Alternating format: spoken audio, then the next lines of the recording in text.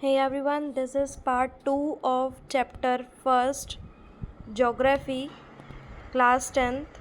So, development of resources. अभी हमने first part में देखा था रिसोर्स का मीनिंग और रिसोर्स के क्लासिफिकेशन किया हमने रिसोर्स को। अब हम देखेंगे डेवलपमेंट ऑफ रिसोर्स। रिसोर्स की डेवलपमेंट कैसे होती है। Resources are vital for human survival as well as for maintaining the quality of life. It was believe that resources are free gifts of nature. पहले believe किया जाता था कि resources जो है वो फ्री गिफ्ट्स ऑफ नेचर है, पर हमने लास्ट वीडियो में देखा कि resources free gifts of nature नहीं है। क्यों? क्योंकि उसमें ह्यूमन एक्टिविटी इन्वॉल्व है। As a result human beings use them.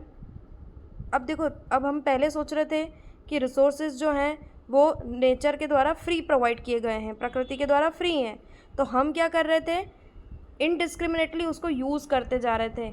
मतलब कोई फ्यूचरिस्टिक हम सोच नहीं रहे थे, कैसे भी हम यूज़ करते जा रहे थे और इस तरीके से रिसोर्सेज जो है वो डिक्लाइन हो रहे थे, ख़त्म हो रहे थे।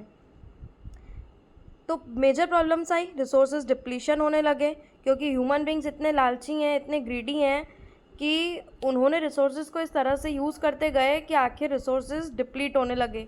अब जैसे ट्रीज़ की, अब लोग आज वुड बनाने लगे, लकड़ियाँ बनाने लगे, घर में जो फर्नीचर है वो लकड़ी का यूज़ करेंगे, तो इनडिस्क्रिमिनेटली वो ट्रीज़ को कट डाउन करते जाएंगे, तो फिर क्या होगा, आखिर ट्रीज़ भी एक लिमिटेड, हम जब तक उनको वापस रीग्रोथ नहीं करवाएंगे, दूसरे प्लांट्स नहीं करेंगे हम, तो फिर तो वो ख़त्म हो जाएंगे।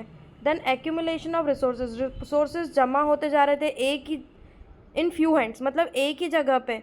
सिर्फ रिच के पास बहुत सारे रिसोर्सेज हैं, सोसाइटी में पुअर है, रिच है, तो रिच के पास ही ये रिसोर्सेज जो है वो जमा होते जा रहे हैं।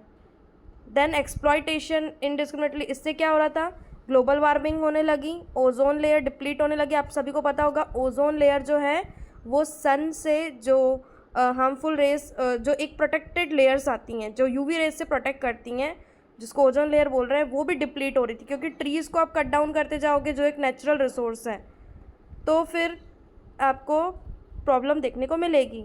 इन्वायरमेंट पोल्यूशन होते जा रहा था और लैंड भी डिग्रेड हो रही थी। डिग्रेड मतलब ख़राब हो रही थी उसकी क्वालिटी। अब देखिए, अब हम देखेंगे an equitable distribution of resources has become essential for sustain quality of life and global piece.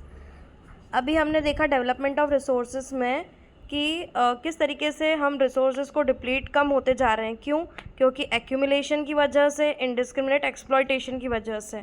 अब हम सस्टेनेबल डेवलपमेंट देखेंगे। सस्टेनेबल डेवलपमेंट क्या होता है, जब हम फ्यूचर जनरेशन को ध्यान में रखते हुए हम जो रिसोर्सेज हैं उनको यूज़ करते हैं, जो साधन हमारे पास अवेलेबल है उनको यूज़ करते हैं जैसे कोल, पेट्रोलियम, जो फॉसिल फ्यूल्स हैं, डीजल, ये सब लिमिटेड हैं। हमने क्लासिफिकेशन देखा था रिसोर्सेज में, तो दिस आर एग्जॉस्टेबल, ख़त्म हो जाएंगे, इनको रिसाइकल नहीं कर सकते हैं। तो इन चीज़ों को हमें कैसे यूज़ करना है, फ्यूचर जनरेशन को ध्यान में रखते हुए, हमारी प्रेजेंट नीड सेटिस्फाई हो पर फ्यूचर को ध्यान में रखते हुए, इसी को बोला जाता है सस्टेनेबल डेवलपमेंट। और हमें ये भी ध्यान रखना है कि इन्वायरमेंट जो है वो डैमेज ना हो। आप डेवलपमेंट कर रहे हो, रिसोर्सेज को डेवलप कर रहे हो, पर उसमें इन्वायरमेंट डैमेज नहीं होना चाहिए। फिर हम देखेंगे इम्पॉर्टेंट इससे रिलेटेड क्या इसके लिए स्टेप्स उठाए गए थे। तो एक था रियो दी जेनेरो अर्थ समिट 1992 और एजेंडा 21। सो रियो दी जेनेरो अर्थ समिट जो है 1992 में हुआ था, जिसमें मोर देन 100 जो हेड ऑफ स्टेट्स हैं वो सब रियो दी जेनेरो, ब्राज़ील में एक प्लेस है, वहाँ पे सब मिले थे। और ब्राज़ील में सब रियो दी जेनेरो में मिले थे 100 states for the first time. ये एक इंटरनेशनल अर्थ समिट था जो अर्थ की कैसे प्रोटेक्शन करना है उससे रिलेटेड था। तो सभी जो वहाँ के हेड्स थे, जो बड़े प्रेसिडेंट्स थे या जो हेड हैं कंट्रीज़ के, वो वहाँ पे गए। Summit was convent for addressing, क्यों किया गया था, जो अर्जेंट प्रॉब्लम्स जो इन्वायरमेंट को देखी गई इन्वायरमेंट प्रोटेक्शन में, है ना, जो ग्लोबल लेवल पे मतलब ये देखना है कि इन्वायरमेंट को प्रोटेक्शन के लिए ये सब क्यों किया गया, प्रकृति को बचाने के लिए, प्रोटेक्ट करने के लिए। असेंबल लीडर्स जो थे उन्होंने साइन किया, क्या साइन किया, उन्होंने बायोलॉजिकल डाइवर्सिटी साइन की, declaration on global climatic change, Rio convention endorse the global forest principles लेके आए वो, और उन्होंने इसी मीटिंग में एक एजेंडा 21 इन्होंने साइन किया और एडप्ट किया सभी ने, कि ये क्या है एजेंडा 21, बहुत इंपॉर्टेंट है एग्जाम पॉइंट ऑफ व्यू से। रियो दी जेनेरो अर्थ समिट बहुत इंपॉर्टेंट है।